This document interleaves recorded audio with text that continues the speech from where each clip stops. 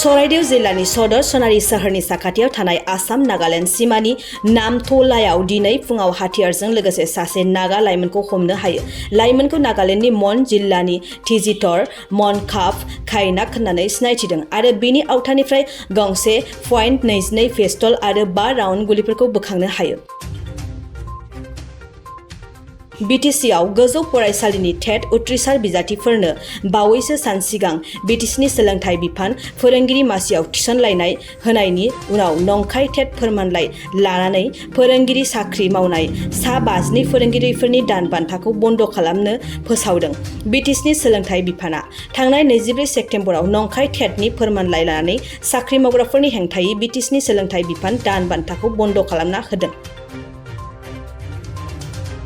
दरं जिल्लानि गुरुखथियाव जिल्ला खुंथाइ होखारस्रांनाय हाबाफारि लानाय समाव सोमजिनाय हिंसायारि जाथायजों लोब्बा थानाय सानै सुबुंफोरखौ CID हमनो हायो। हमजानाय सानै सुबुंफोरखौ आजमत आली आरो सान मामुद होननानै सिनायथिदों। फैगौ सोलोंथायारि बोसोरनिफ्राय रायजोनि सोलोंथाइ बिफान माहारियारि सोलोंथाइ खान्थिखौ दाफामगोन। बेनि थाखाय सोलोंथाइ मन्थ्रिया रायजोनि गुबुन गुबुन दोलो आफादफोरजों सावरायलायदों। दिनै सोलोंथाइ मन्थ्रि रनज पेगुआ जातीयबादी लाइमोन फरायसा आफादजों मेल जथुमो।